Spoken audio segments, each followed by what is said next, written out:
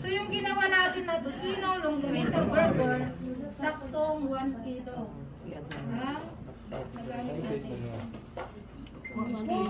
Magdadagdag kayo sa tosino nyo, o kaya doon sa 1 kilo.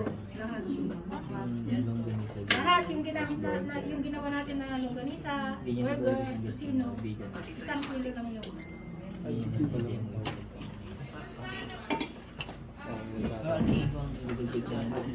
Kaya masarap minsan. Ang ginagawa ko, imbis na tubig yung nilalagay ko. Minsan nilalagay ko. Nagdadagdag ako. Pero yung iba na gumagawa na nagtitinda, dahil gusto nilang kumita, hindi sila nagdadagdag ito. Kaya nakikita ninyo, minsan ang pait-pait dahil maitim na yung kawali. Dahil po sa asukal, sa sunog.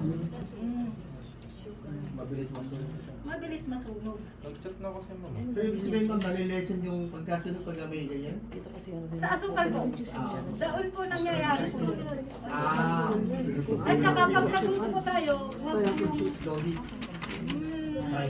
hindi po siya high heat kasi masusunog po siya. Kasi malipis yung Manipis man o makapal. Hindi na member sa GC ng ano. Ay, ano na lang daw po. Ay,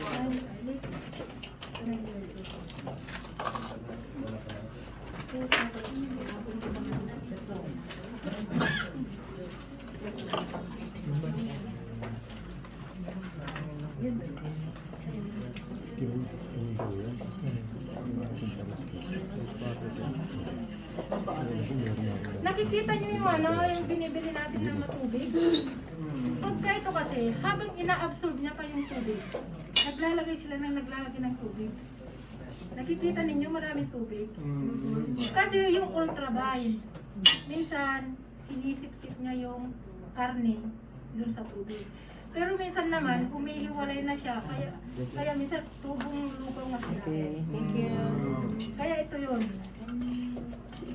Eh syempre hindi naman natin nakikita. Eh kung nilagyan naman nila ng sampatutak na ganito. Di ba makaka-apekto sa lasa yan, ma'am? Eh hindi naman.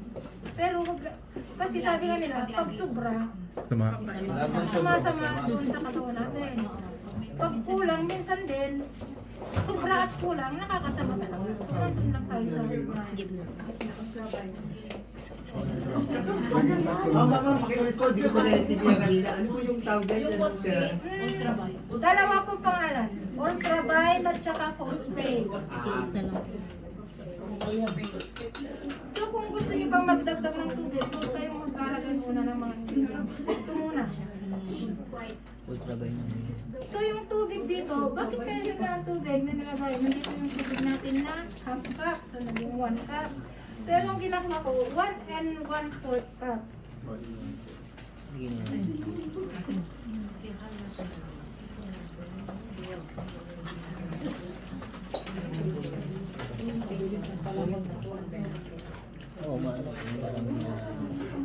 Tsaka pag naglagay tayo ng tubig, huwag natin bibiglayin lahat na ilagay. Lalo na pagkatusino. Kasi kailangan niya steam. Para ka naglalaba. So kunyari na lang yan yung powder natin.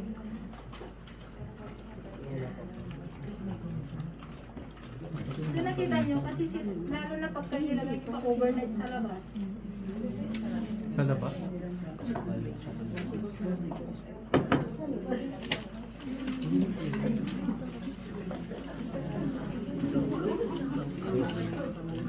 Kasi pag dinamihan nyo rin yung ultraviolet, isa rin yun na yung pagkaano na sunog niya, hindi lang doon sa asukal.